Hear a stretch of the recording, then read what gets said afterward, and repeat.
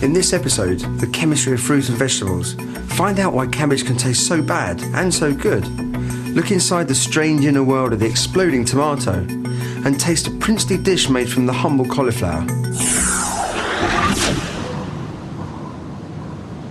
This is where we get our fruit and vegetables from our restaurant, Phil Britton's store at New Covent Garden in London. Fruit and vegetables, just like us, are a mass of chemicals, and those chemicals are changing all the time. To keep his fruit and vegetables fresh, Phil stores them at 4 Celsius. But why exactly? Fruit and vegetables, like other living things, are made of cells. The cell walls are composed of long carbohydrate molecules, cellulose, made from lots of sugar molecules joined together. Inside the cells, moisture. Inside the moisture, little molecules containing flavour. If you burst the wall, the moisture escapes and the flavour escapes with it. Heat is one way of breaking those walls. If you store most fruit and vegetables in a warm place, the walls start to break down and everything starts to rot. That's why Phil is so careful to keep his fruit and vegetables cool, and why they're so fresh when we buy them. The cell walls are still intact and the flavour molecules are still inside. On a living plant, the cell walls can protect themselves against molecular attack. But as soon as you pick fruit or vegetables, the cell walls start to break down whatever you do. These chemical reactions go on and on indefinitely. You can slow them right down and almost stop them by lowering the temperature. So don't freeze them, but keep your fruit and vegetables cool. If we don't get our storage conditions correct, well, those molecules exact their revenge, creating something really quite unpleasant. Now here I've got a little choice selection of fruit and veg which have been stored badly. Now these strawberries, let's have a look at this. That is just disgusting. And there's no structure to the fruit at all. It's disgusting. It's gone pappy, soft, mucousy. It's really revolting. Oh, that's disgusting. That's disgusting. Okay, I'm going to get rid of those.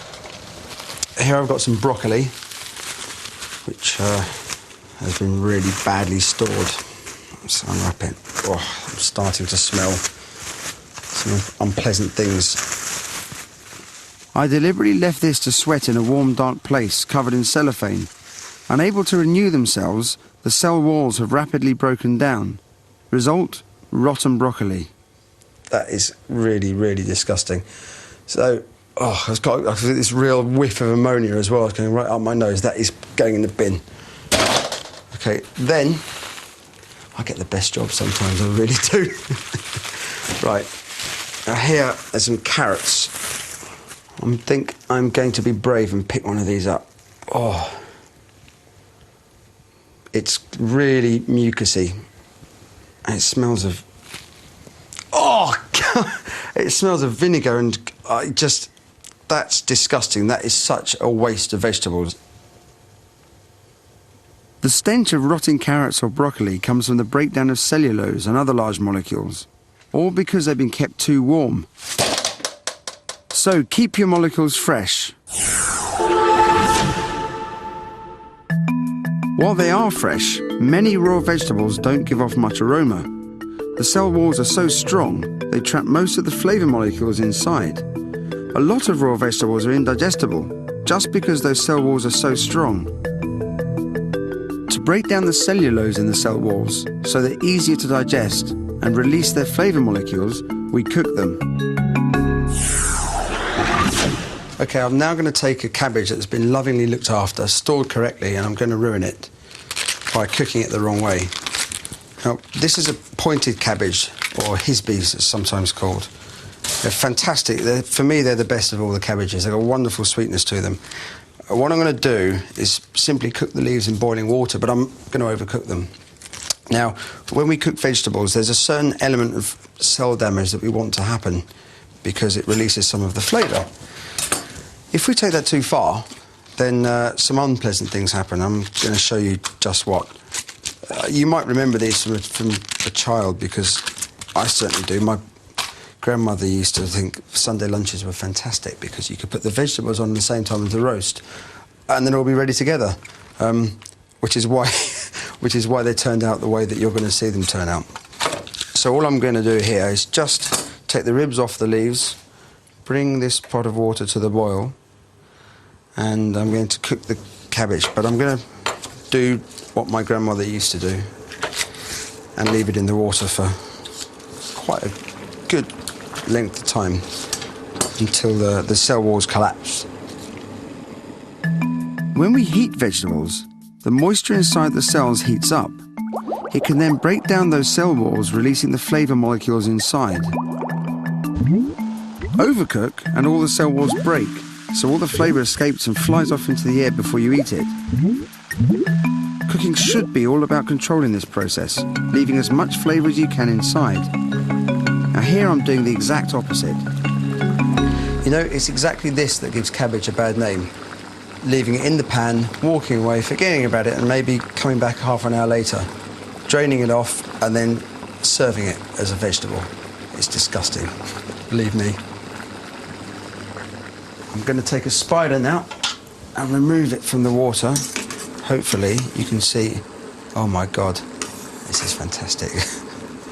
Now I've just put some of this on here. Happened if I just run my finger along the cabbage itself. Look at that. Look at that. It's like hot seaweed, I suppose. Seaweed probably actually tastes better than this, but it's completely collapsed into a mush, and that's what's happened. The cell walls have just broken down. Actually, I think I'll taste it. Oof. Things I do.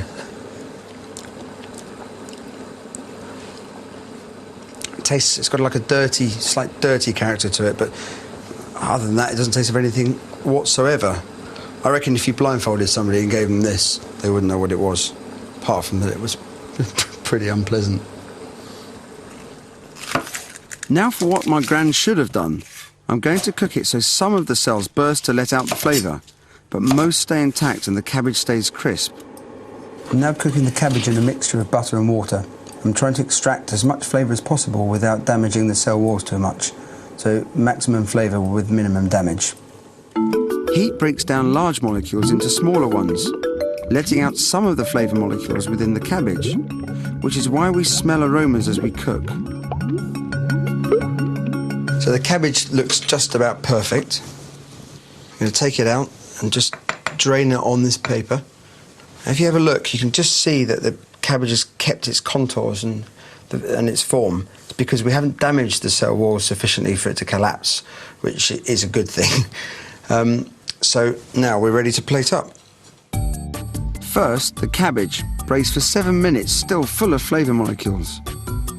Next, the cabbage broth, made by taking cabbage further than the braised cabbage, but not as far as my gran's. Roast scallop, and chiffonade of raw cabbage. And there you are, cabbage as you've never tasted it before. But what is flavour, and how do we perceive it? Here's a couple of experiments on flavour you can do at home. You need a very trusting friend for this experiment. Blindfold him. While he's blindfolded, I'm going to feed strawberry to one of my chefs, Dave. Here we go. Choo-choo. You can do those sound effects. It makes the experiment a bit more enjoyable. OK, ready? Don't let go of your nostrils. Without the nose, all he perceives is sweetness. That is taste. He only perceives strawberry when he uses the nose. Strawberries. That is aroma. Flavour is taste plus aroma. That's why food seems tasteless when your nose is blocked with the cold. So this experiment is a perfect demonstration of what flavour actually is. It's a combination of taste in the tongue and aroma in the nose. Until David had actually released his nostrils, there was no flavour there.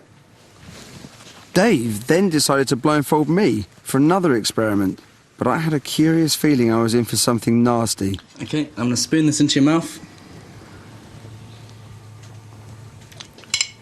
Without the nose, I've no idea what I'm eating. If you let go of your nose. Oh, God. With it, I immediately realise I'm eating something totally vile. That is disgusting. What is it? It's a jelly of snuff. We need to have a serious talk later. All this shows how much we need our nose to perceive flavour, even to know what we're eating. So what's going on if taste isn't flavour? Next, an experiment in Leatherhead which lifts the lid on flavour and taste.